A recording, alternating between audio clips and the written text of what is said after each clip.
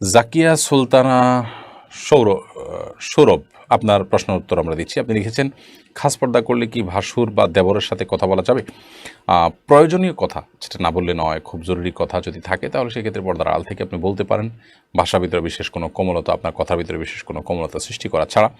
কিন্তু যদি একান্ত প্রয়োজনীয় কথা না হয় তাহলে সেক্ষেত্রে অপ্রয়োজনীয় কথা অবশ্যই অ্যাভয়েড করতে হবে, এবং সেটাও পর্দার অংশ। সোয়াইব আইডি থেকে আপনি লিখেছেন, একজন মানুষ যদি অনেক ঋণ করে আত্মহত্যা করে মারা যায় এবং মারা যাওয়ার পর টাকা পরিশোধ করা সম্ভব না হয় তাহলে মৃত ব্যক্তির কী অবস্থা হবে? তিনি যদি ঋণ পরিশোধ করা ছাড়া মারা যান তাহলে সেক্ষেত্রে তার আত্মার ঝুলন্ত থাকার কথা রয়েছে, এবং সেটা পরিশোধ করার আগ পর্যন্ত জান্নাতে যাওয়াটা তার ঝুলে থাকবে, সেটি বিভিন্ন হাদিস থেকে বোঝা যায়। অতএব এক্ষেত্রেও তাই হবে, এবং ভিন্ন কিছু বলা যাবে না। আল্লাহ রাব্বুল আলামিন যদি তার প্রতি সন্তুষ্ট থাকেন, বিশেষভাবে যদি সে আল্লাহ তালাকে সন্তুষ্ট করার মতো কিছু করে যেয়ে থাকেন, আল্লাহ তালা তার পাওনাদারদের হক আদায় করে দেন কিয়ামতের ময়দানে, সেটা এক্সেপশনাল হতে পারে সেরকম কিছু। আর আত্মহত্যা করে মারা যাওয়ার কারণে তো গুনাহগার হয় মানুষ, সেটা তো আরেক বিষয়। এজন্য ঋণ করে ঋণ পরিশোধ করতে পারছেন না, সেজন্য তিনি আত্মহত্যার পথে পা বাড়াবেন, এটা কোনো মুসলমানের কাজ হতে পারে না। কারণ আত্মহত্যা তো সমাধান না। আত্মহত্যা করলে তো আমার এই দায় থেকে আমি মুক্ত হয়ে যাচ্ছি না, বরং আল্লাহ তালার কাছে আরও শক্ত করে পাকড়া হচ্ছে। ঋণ পরিশোধ করতে পারিনি, আবার আত্মহত্যা করছি, দুটি অপরাধ করে আমি আল্লাহ তালার কাছে অপরাধী হয়ে গেলাম। বিধায় একজন মুসলমান কখনো এই ধরনের দায়িত্বহীনতার পরিচয় দিতে পারেন না। আল্লাহ আমাদেরকে সেই তৌফিক দান করুন, আমরা যেন এই ধরনের অন্যায় এবং অবিচার কাছ থেকে বেঁচে থাকতে পারি।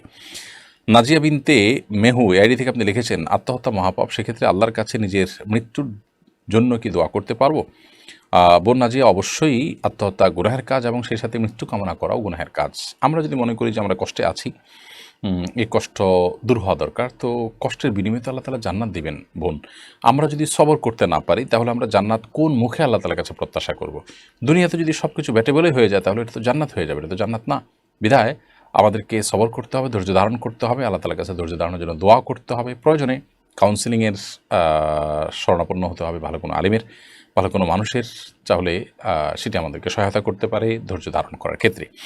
দিনের পথে আসেন আইডি থেকে আপনি লিখেছেন, স্বামী স্ত্রীর মধ্যে ভালোবাসা বৃদ্ধির উপায় কী? স্বামী স্ত্রীর মধ্যে ভালোবাসা বৃদ্ধি করার জন্য অন্য সব মানুষের সাথে ভালোবাসা বৃদ্ধির ক্ষেত্রে যেরকম সালামের ভূমিকা রয়েছে, সেই সালামটা আদান প্রদান করতে হবে। নবী করিম সাল্লাল্লাহু আলাইহি ওয়াসাল্লাম বলেছেন যে, তোমরা যখন পরস্পরের মধ্যে সালামের আদান প্রদান করবে তখন তোমাদের মধ্যে ভালোবাসা বৃদ্ধি পাবে। সেই সাথে তিনি হাদিয়া প্রদান করার কথা বলেছেন, উপহার আদান প্রদান করা। অনেক সময় স্বামীরা স্ত্রীদেরকে সুবিধা দেন, স্ত্রীর স্বামীকে সারপ্রাইজ দেওয়া, স্বামীকে বিভিন্ন ক্ষেত্রে খুশি হওয়ার মতো কোনো কিছু পেশ করা তার জন্য। তো এরকম বিভিন্নভাবে উপহারের আদান প্রদান, এটাও পারস্পরিক ভালোবাসা সৃষ্টির ক্ষেত্রে বিশেষ ভূমিকা রাখে। ইব্রাহিম বিন জাকির খান, আপনি লিখেছেন, সৎ মায়ের সেবা যত্ন বা অধিকার কি নিজের মায়ের মতোই? দয়া করে উত্তর দিবেন। না, সৎ মায়ের সেবা যত্ন নিজের গর্ভধারণকারিণী মায়ের মতো করে করাটা কর্তব্য নয়। তবে বাবার স্ত্রী সেদিক থেকে এক প্রকারের মা হিসেবে তার প্রতি আপনি সদাচরণ করবেন, যথাসম্ভব তার খেদমত সেবা করার চেষ্টা করবেন, কিন্তু সেটা আপনার জন্য আপনার মায়ের ভরণ পোষণ দেওয়া থেকে নিয়ে অন্যান্য কাজগুলো যেরকম আপনার উপরে বর্তায়, সৎমার বিষয়টা সেরকম কিন্তু বর্তায় না। আমাদের সমাজে সৎমা সৎ সন্তান মানেই হলো তাদের প্রতি মানুষ অবিচার করেন, ভিন্ন চোখে দেখেন, সেটা তো কোনো অবস্থাতে জায়েজ নয়, বরং তাদের প্রতি সিম্প্যাথি থাকা, তাদের প্রতি বিশেষ আপনার কি বলে মায়া ভালোবাসা থাকা, এবং সাধ্য অনুযায়ী তাদের সেবা করা বা তাদেরকে খুশি রাখার চেষ্টা করা, এটা আমাদের নৈতিক দায়িত্ব। বাট শরীয়ত আমাদের জন্য এটা ফরজ করে দেয়নি যে তাদের ভরণ পোষণ আমাদেরকে দিতে হবে, এবং নিজের গর্ভধারণকারী মায়ের মতো বা নিজের গর্ভে থেকে আসা সন্তানের মতো করে সৎ সন্তানকে লালন পালন করতে হবে, এরকমটি আবশ্যক নয়। এপি আনোয়ার এডি থেকে আপনি লিখেছেন, 4 রাকাত ফরজে দ্বিতীয় বৈঠকে ভুলে বা এমনি দুরূদ পড়লে কি সাউ সেজদা দেওয়া লাগবে? দেখুন, 4 রাকাত ফরজ নামাজের দ্বিতীয় বৈঠকে যদি ভুলে আপনি দুরূদ পড়ে ফেলেন তাহলে সেক্ষেত্রে হানাফি মাযহাব অনুযায়ী আপনাকে সেজদায়ে সাহু দিতে হবে। কারণ দ্বিতীয় বৈঠকে আত্মাহিয়াতু পড়ার পর বিভিন্ন হাদিস থেকে আমরা জানতে পারি যে দ্রুততার সাথে দাঁড়িয়ে যেতে বলা হয়েছে, এবং বিলম্ব করতে নিষেধ করা হয়েছে।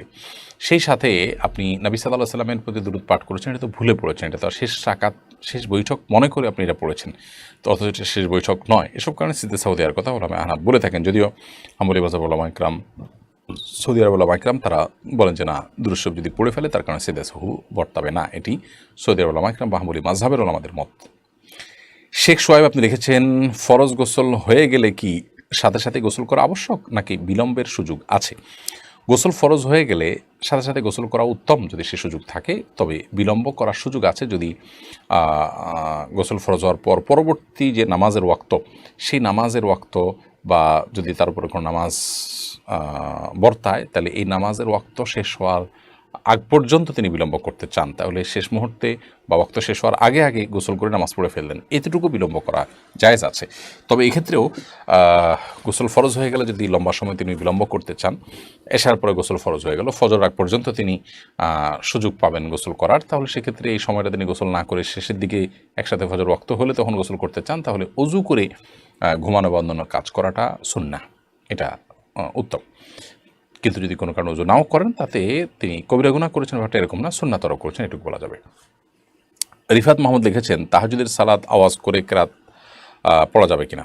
তাহাজ্জুদের সালাতে আপনি রাতে আওয়াজ করে কেরাত পড়তে পারেন, যেহেতু রাতের নামাজ আপনি আওয়াজ করে কেরাত পড়তে পারবেন। দিনের নামাজ হলে সেটা নীরবে পড়বেন, আর রাতের নামাজ আপনি অবশ্যই আওয়াজ করে পড়তে পারেন। মোহাম্মদ জুনেদ ইসলাম আপনি লিখেছেন, আমি কিভাবে আল্লাহর প্রিয় বান্দা হতে পারি? আল্লাহর প্রিয় বান্দা হওয়ার জন্য দুনিয়া বিমুখতা হলো পূর্বশর্ত।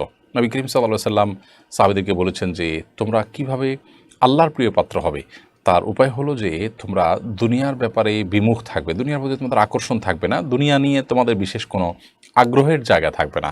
দুনিয়া উপার্জন করতে হবে দুনিয়াতে বেঁচে থাকার প্রয়োজনে, কিন্তু এটার জন্য মানে ডু অর ডাইয়ের পর্যায়টাকে নেওয়া যাবে না, এবং এটার জন্য মরিয়া হয়ে যাওয়া এটা করা যাবে না। এটুকু যদি আমরা করতে পারি, সেক্ষেত্রে আল্লাহ তাআলার প্রিয় বান্দা হওয়ার পথ আমাদের জন্য সবচেয়ে বেশি সুগম হবে। এরপরে পিয়াল খান সাদ এআইডি থেকে আপনি লিখেছেন, আমাদের ইসলাম ধর্মে হালাল খাবারগুলো মুরগির গোশত, গরুর গোশত ইত্যাদি, যদি ভিন্ন ধর্মের মানুষের কাছ থেকে মুরগির গোশত বা গরুর গোশত কেনা জায়েজ হবে?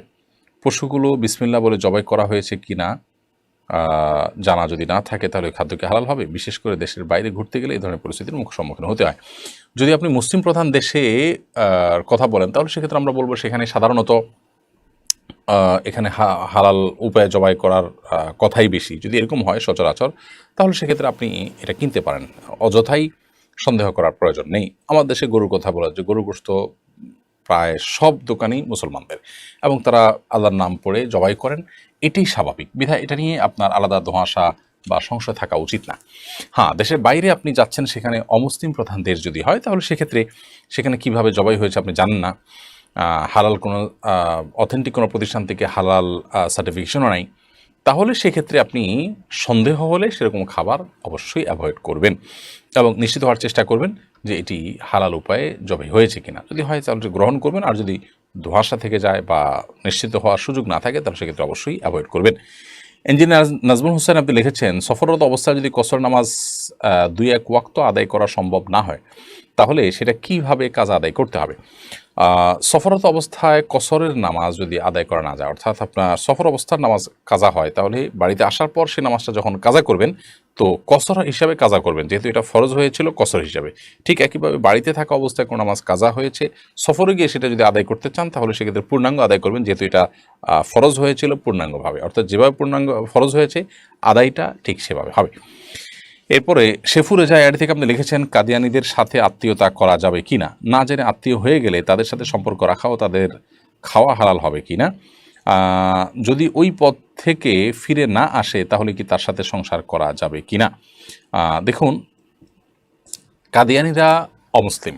নবী সাল্লাল্লাহু আলাইহি সাল্লামকে শেষ নবী হিসাবে যারা মানে না, গোলাম আহমদ কাদিয়ানীকে বিভিন্নভাবে নিয়ে বিনিয়ে নানাভাবে তারা নবী হিসাবে যারা স্বীকার করে বা নবী হিসাবে যারা দাবি করে, এই মানুষগুলো কখনো মুসলমান না।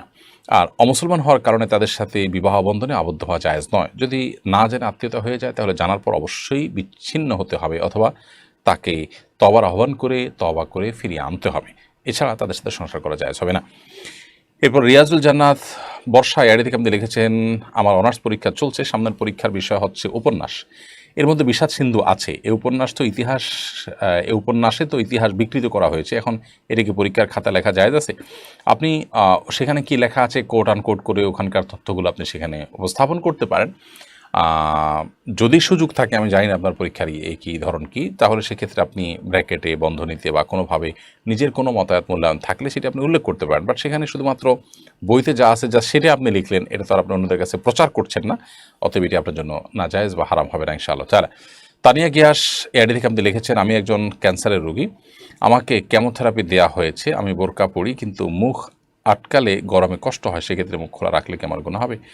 বোন তানিয়া, আল্লাহ তাআলা আপনার প্রতি রহম করুন, আপনাকে শেফায়ে কামাল আল্লাহ তাআলা দান করুন, আমরা দোয়া করি।